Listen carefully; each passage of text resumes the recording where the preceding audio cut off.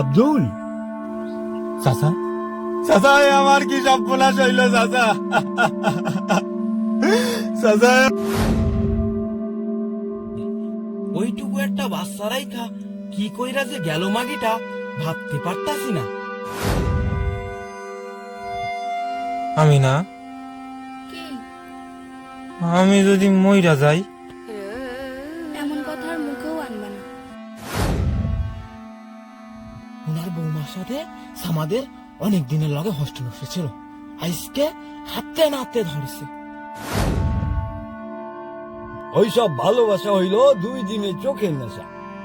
সংসারে যখন অভাব ঢুকবো না, ওইসব ভালোবাসা তখন দরজা দিয়া ঢুকা জানলা দিয়া বাইরে হইয়া যাইব, বুঝলা?